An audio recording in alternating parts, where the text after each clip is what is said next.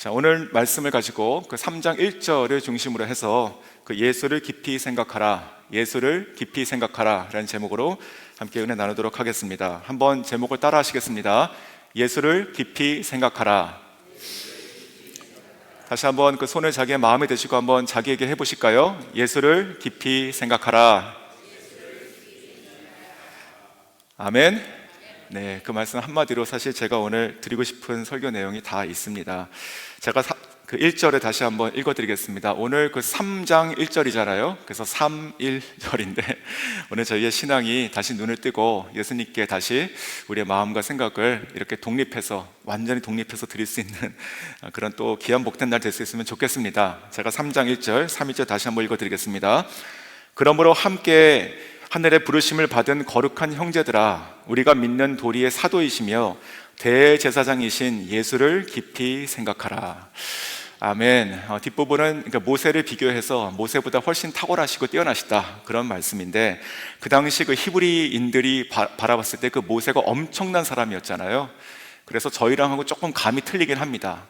저는 이 말씀을 읽으면서 모세보다 탁월하시고 더 엄청나고 크신 분이시다, 당연하지, 이런 생각이 그냥 드는데, 사실은 그 히브리 사람들을 봤을 때는 정말 그렇구나, 그런가 라고 하는 그 믿음의 고백과 그 지식이 정확히 필요했을 것입니다. 그래서 오늘은 다 중요하지만 특별히 이제 3장 1절을 가지고 말씀을 좀 준비했습니다. 그 3장 1절도 그 두 가지 크게 본문으로 나눠진다 생각이 들었습니다. 첫 번째는 3장 1절에도 우리가 누구인지에 대한 얘기가 깊게 좀 나눠질 수 있습니다. 가령 이런 것이죠. 그 함께 하늘의 부르심을 받은 거룩한 형제들이다, 이 말만 가지고도 저희가 하루 정도 깊이 생각할 수 있죠. 우리가 부르심을 받았다는 것은 소명을 받았다는 뜻입니다. 그러니까 소명의 사람인 것이고, 또 부르심을 받은 공동체로서 우리는 소명의 공동체가 되는 것이죠. 그런데 우리가 소명을 받고 다시 태어났는데 그냥 태어나고 그냥 쭉 살다가 죽는 것이 아니라 그 부르신 분의 뜻을 따라 가지고 우리가 그 부르신 분을 위해서 살아가는, 즉 사명을 받은 자이기도 합니다. 즉 소명을 받은 자는 사명 받은 자이죠. 그리고 소명을 받은 공동체는 그 사명을 받은 공동체이죠. 우리가 함께 신앙생활을 하는 것, 즉 함께 그 부르심을 받은 자들이죠. 그래서 그 부분을 가지고도 묵상을 깊이 할 수 있다 생각이 들었지만, 특별히 그 뒷부분에 나와 있는 것 가지고 오늘 말씀을 좀 생각해 봤습니다. 우리가 예수님을 깊이 생각해야 되는데 그 예수님이 누구신가? 특별히 오늘 이 본문을 보면 우리가 믿는 도리다, 사도이다, 대제사장이다, 이렇게 표현하고 있습니다. 독특한 표현들이 많이 들어가 있습니다. 그래서 오늘 이 히브리서 기자가 얘기하고 있는 예수님을 깊이 생각하라 라고 하는 그 예수님을 수식하고 있는 그 단어들을 먼저 좀 생각해보고, 그분을 우리가 깊이 생각해야 된다. 그리고 그분을 깊이 생각할 때 결국 나의 삶에는 어떤 일이 일어날까 라고 하는 그 두 가지를 가지고 크게 나눠서 말씀을 묵상해 봤습니다. 첫 번째 부분은 예수님이 누구신가, 우리가 깊이 생각해야 되는 그 예수님이 오늘 본문에서 누구신가를 생각해 보겠습니다. 첫 번째는 우리의 믿는 도리이십니다. 우리의 믿는 도리이십니다. 사람은요, 자기가 생각하고 인식하고 그 생각하고 믿는 데에 따라 가지고 우리가 행동하고 살아갑니다. 그것을 저희가 이제 인생이라고 얘기하게 됩니다. 그런데 엉뚱하게 생각하고 그것을 그냥 철석같이 믿고 살아간다면 어떻게 될까요? 우리가 믿고 살아가는데 우리가 믿고 살아가는 그 자체가 처음부터 틀렸습니다. 그러면 어떻게 되겠습니까? 그건 참 불행한 인생이 되겠죠. 잘 아시는 그 이야기가 있습니다. 그 돈키호테라는 그 소설이 있죠. 돈키호테. 그 돈키호테는요, 저희가 보통 정말 아무 생각 없이 행동하는 사람, 혹은 자기가 생각하는 것을 철석같이 그냥 옳다고 생각하는, 그래서 행동하는 사람을 저희가 참 돈키호테 같다, 이렇게 표현합니다. 돈키호테 그 소설을 보면 참 재밌는 그런 하나의 장면이 나오는데, 그 돈키호테가 가다가 풍차를 만납니다. 풍차. 근데 그 풍차를 보고 나서 뭐라고 생각하냐면, 이것은, 이 풍차는 지금 거인이다, 이렇게 생각합니다. 크잖아요. 그래서 거인이다 생각하고 자기는 기사니까 이 풍차와 내가 지금 싸워야겠다, 이렇게 결단을 합니다. 그래가지고 결전을 벌이려고 합니다. 그 옆에 있던 그 조수였던 그 산초가 조수인데, 그 조수가 계속 얘기해 줍니다. 주인님, 이것은 거인이 아니라 이것은 풍차입니다 라고 얘기를 해줍니다. 근데 이 돈키호테는 그 말을 듣지 않고 자기가 생각한 대로 그렇게 그냥 믿어버립니다. 이것은 거인이다. 그래가지고 오히려 이렇게 얘기합니다. 도망가지 마라, 이 비겁한 겁쟁이야, 이렇게 얘기합니다. 믿음이 없는 것 같죠? 이 산초가 정말 겁쟁이 같죠? 그래가지고 어떻게 하냐면 정말 막 그 창을 두고 싸우려고 합니다. 근데 마침 그때 센 바람이 확 불게 됩니다. 그래가지고 어떻게 되냐면 그 날개가 막 이렇게 나오게 되는 것이죠. 돌아갔어요. 그러니까 거기서 꼈던 그 창이 부러지게 됩니다. 그리고 그 바람에 밀려가지고 자기도 저렇게 들판으로 내동댕이 쳐지게 되는 것이죠. 우리가 보면 그 어릴 때 이 돈키호테를 읽으면 정말 참 바보스럽다 그렇게 보는데 굉장히 중요한 메시지들이 그 책 가운데 있지 않을까 생각이 듭니다. 이 돈키호테 문제는 믿음과 용기가 없는 것이 문제가 아니라 그가 풍차를 거인이라고 생각한 것이 문제인 것이죠. 그 생각에 오류가 있으니까 그가 살아가는 그 믿음의 자기 스스로의 그 믿음의 행동은 다 잘못되게 되는 것이 아니겠습니까? 우리도 그 예수를 믿는 것이 제일 중요합니다. 근데 그 예수를 우리가 믿는 그 예수가 누구인지 그 믿음이 무엇인지가 중요한 것이죠. 그래서 오늘 지금 예수를 깊이 생각하라 라고 하는 이 부분의 수식이 첫 번째가 우리의 믿음의 도리 이렇게 얘기하고 있습니다. 여기서 도리라는 말이 좀 어려운 말인데 이 원어의 뜻을 보니까 간증 그리고 또 우리가 믿는 간증 고백 이런 뜻입니다. 영어 성경은 그렇게 지금 번역이 되어 있습니다. 그러니까 우리가 예수님을 믿는다고 하는데 우리가 예수님을 누구라고 부르느냐라고 하는 우리의 그 간증, 우리의 고백, 그 고백하는 것들을 우리가 깊이 생각하라 이제 이런 말이 되는 것이죠. 자, 마가복음 10장에 보시면 저희가 잘 아시는 그 소경 바디메오의 이야기가 나옵니다. 그 바디메오는 디메오의 아들이었고 소경이었고 그리고 거지였습니다. 얼마나 불쌍한 사람입니까? 근데 이 사람이 어느 날 그 예수님의 소문을 들은 것입니다. 귀로 들었어요. 그래가지고 예수님이라고 하는 사람이 있는데 이분을 만나면 내가 낫겠다 이런 생각을 이제 하게 되는 것이죠. 그래서 어느 날 그가 그냥 매일 자기 자리에서 기다리고 있다가 어느 날 그 예수님께서 자기 동네에 오신 것을 알게 되는 것이죠. 그리고 이제 귀가 열려 있으니까 사람들의 웅성웅성하는 소리 듣지 않습니까? 그래서 보니까 점점 그 예수님의 무리가 이렇게 점점 자기에게 가까이 오는 것을 그가 인식하게 됩니다. 보지 못했지만 인식하게 돼요. 그래가지고 그때 그가 예수님을 부르죠. 간절한 마음으로. 근데 그때 부를 때 아주 중요한 것이 무엇이냐면 그의 신앙 고백으로 부릅니다. 뭐라고 부릅니까? 다윗의 자손 예수여 이렇게 부릅니다. 그러니까 우리가 상식적으로 보면 내가 지금 너무 절박해요. 내가 눈이 멀었어요. 나는 눈을 뜨고 싶어요. 그러면 이렇게 부르고 싶지 않습니까? 예수님, 나도 고쳐주십시오. 나도 보게 해주십시오. 이런 얘기를 직접 하고 싶지 않겠습니까? 그렇죠? 근데 그 말을 안 한단 말이죠. 그 말을 안 하고 신앙 고백을 합니다. 신앙 고백. 다윗의 자손 예수여, 나를 불쌍히 여기소서. 그러니까 다윗의 자손이라고 하는 그 성경이 얘기하고 있는 그 메시아에 대한 지식이 있는 것이고 그분이 바로 예수다라고 하는 자기의 믿음의 신앙 고백을 지금 하고 있는 것이죠. 그래서 제자들은요, 조용해라, 잠잠하라 뭐 이렇게 얘기하지만 예수님은 그 소리에 그 신앙 고백에 발걸음을 멈추시고요, 나에게 오라 하라 해서 부르셔가지고 그 다음에 고쳐주시게 됩니다. 즉, 이 신앙 고백, 우리가 믿는 도리, 우리가 늘 부르고 있는 그 예수님이 누구신가를 우리가 늘 고백하고 생각하는 것이 그렇게 중요한 것입니다. 예수님만이 우리의 유일한 신앙 고백이심을 믿으십니까? 그 예수님께서 정말로 하나님께서 우리를 위해서, 우리의 죄를 위하여, 우리의 죄를 사하시기 위해서 보내주신 정말 하나님의 아들이시고 독생자이심을 믿으십니까? 예수님만이 우리를 진짜 이 땅에서 삶을 마치고 하나님께로, 우리 아버지께로 돌아가게 하시는 정말 그 하나의 유일한 길 되심을 믿으십니까? 우리가 살아가는 그 생명이심을 믿으십니까? 정말 우리를 구원하시는 구원의 주체, 구원의 완성이심을 믿으십니까? 정말로 베드로의 고백처럼 주는, 예수님은 우리의 주신 것을 고백하시고 정말 살아계신 하나님의 아들이신 것을, 그리스도이신 것을 고백하십니까? 이 히브리서 1장 2절에도 우리가 그런 고백들이 많이 있었습니다. 지금 3장 1절도 그러므로 예수를 깊이 생각하라. 그러므로, 그러니까 1장 2절 쭉 나온 것을 가지고, 그러니까 예수님을 깊이 생각하라. 우리의 믿음의 믿음의 도리이신 예수님을 생각하라라고 하지 않았습니까?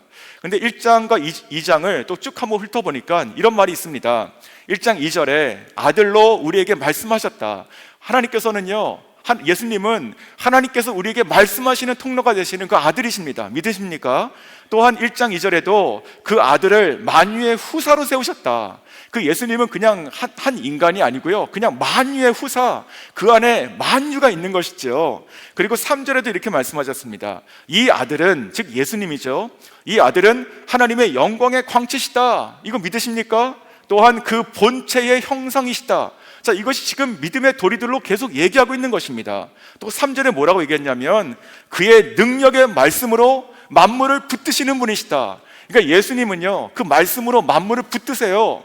새 한 마리가 떨어지지 않는 것, 우리가 날아가지 않는 것, 우리가 그냥 있는 것도요, 예수님께서 만물로 창조하신 그대로 붙드시기 때문에 그렇게 돼 있는 분이시고, 그것이 우리의 믿음의 신앙이고 우리의 고백인 줄 또한 저희가 믿습니다. 또 2장으로 가도 그런 예수님에 대한 이 믿음의 도리들이 나오게 되는 것입니다. 14절 보시면 그도 혈육에 속하셨다. 그가 예수님이잖아요. 그러니까 예수님도 그냥 저 멀리에 있는 하늘에 계신 그 예수님, 하나님 보좌 우편에 앉아 계신 그냥 멀리 계신 하나님 신이 아니시고 육신이 돼서 오신 그 예수, 사람이라고 하는 그 예수시다라고 하는 것이죠. 근데 왜 오셨냐면 그 2장 14절에 뭐라고 되어 있었냐면 사망으로 사람의 세력을 잡은 자, 즉 마귀를 없이 하셨다. 예수님께서 이 땅에 오신 그 이유는요, 사람으로 오신 이유는 우리를 사망으로 잡고 있잖아요. 그 마귀를 멸하시기 위해서 오셨다는 것이 우리의 믿음의 도리라는 것이죠. 그리고 2장 15절도 그렇게 말씀했습니다. 예수는 일생에 매여 있는 종로로 타는 모든 자들을 놓아주셨다. 거기에 내가 들어가 있는 거예요. 이것이 바로 내가 믿는, 내가 깊이 생각해야 되는 그 예수님이 누구신가에 대한 나의 믿음의 고백, 간증, 도리가 되는 줄로 믿습니다. 또 2장 18절에도 마지막 절에 이런 말씀이 있었습니다. 예수님은 시험을 받아 고난을 당하셨은즉 시험 받는 자들을 능히 도우신다. 예수님께서도 시험을 당하셨은즉 오늘 내가 모든 당하는 어려움과 이 시험, 그 가운데 있는 나도 그냥 연약하다고 이렇게 내치지 않으시고 나를 능히 도우신다. 이것이 나의 믿음의 도리인 줄 고백하시기 바랍니다.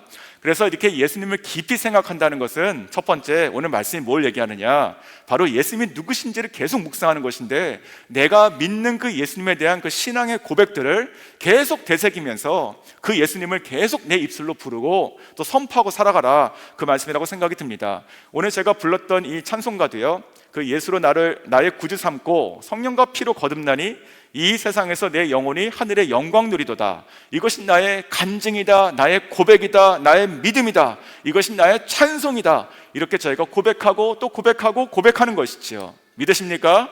네, 그와 같이 주님이 누구신지에 대한 신앙 고백을 오늘도 때때로 무시로 하시며 예수님을 깊이 생각하시는 여러분 다 될 수 있기 원합니다.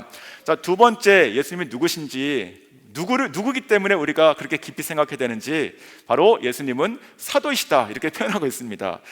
성경 전체에서 예수님을 사도라고 표현한 것은 이 한 구절밖에 없습니다. 되게 독특한 그런 표현인데, 여기서 저희가 한 가지 좀 오해하지 말아야 될 것은, 예수님께서 사도로 칭하신 그 12 제자와 같은 그러한 직분을 가지신 분이었다라고 하는 말이 절대 아닌 것이죠.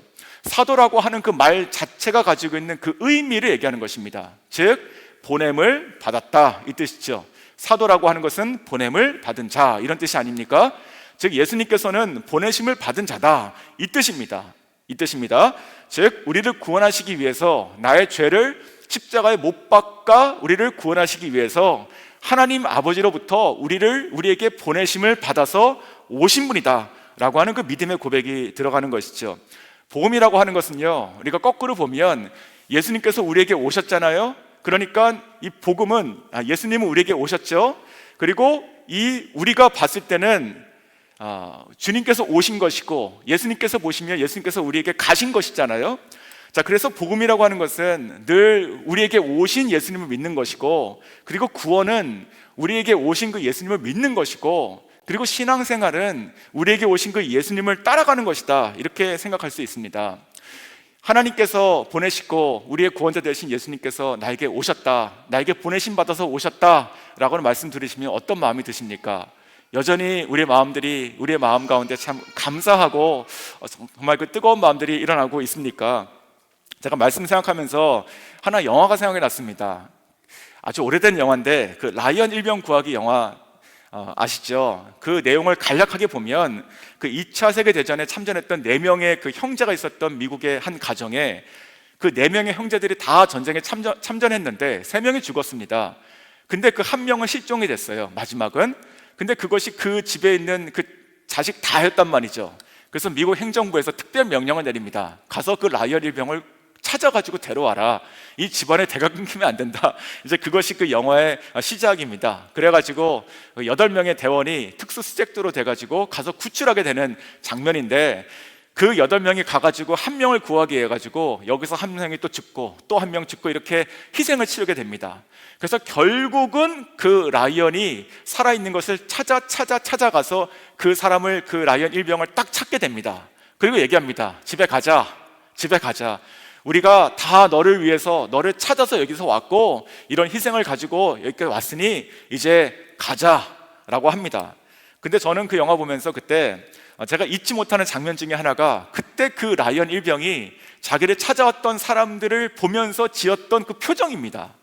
너무 고맙고 너무 반갑고 이런 표정이 아니라, 당신이 누구세요? 왜 나한테 왔지? 나 갈 거 아닌데? 전혀 남 쳐다보듯이 그렇게 쳐다봅니다. 그러면서 그런 얘기합니다. 저 갈 수 없습니다. 왜냐하면 내가 가면 지금 우리 요 조 있잖아요, 이 부대, 요 소대, 우리 조의 그 임무를 완수할 수가 없기 때문에 내가 빠지면 저는 갈 수 없습니다. 그래서 남게 되고 끝까지 남았다가 나중에 살아서 돌아가게 되는 그런 이야기입니다. 근데 저는 그것 좀 생각이 났습니다. 나를 위해서 찾아왔다, 그런 희생을 치르고 나를 위해서 찾아왔다 라고 하는 것을 들었는데 아무런 표정이 없는 거예요.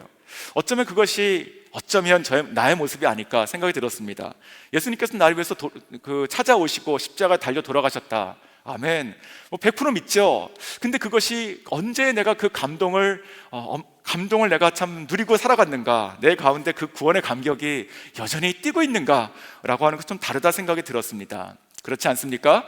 우리 예수님을 깊이 생각한다는 것은 정말 나를 위해서 보내신, 나에게 찾아오신, 십자가에 달려 돌아가신 그 예수님을 내가 또 생각할 때 정말로 다시 그 은혜가 충만할 줄로 믿습니다. 또 하나의 표현이 이제 대제사장이신 예수님을 생각하라고 되어 있는데, 그 부분은 그 히브리서 4장에 길게 아주 자세하게 나와 있으니까 그 얘기는 오늘 하지 않겠습니다. 자, 이렇게 예수님을 깊게 생각하고 또 생각하면 우리들 가운데는 어떤 신앙의 유익이 있을까요? 우리가 왜 예수님을 또 생각해야 될까요? 전 3가지를 좀 생각해 봤습니다. 첫 번째는 우리가 주님을 계속 생각하는 삶을 살아가면 결국 점점 주님이 더 선명해지고 우리 삶 가운데 주변들이 안 보이기 시작한다, 이렇게 생각이 들었습니다. 가령 왕이 신하를 불러가지고 컵을 하나 주며 물을 가득 채워가지고 물을 한 방울도 떨어뜨리지 말고 이 컵을 저 성 밖에 있는 저기 장터에 있는 아무개 갖다 주라 라고 하면 이 신하가 어떻게 그걸 가져가겠습니까? 자기의 눈을 여기에 고정해가지고 물 한 방울 떨어뜨리지 않도록 정말 조심해서 거기까지 갈 것입니다. 그렇지 않습니까?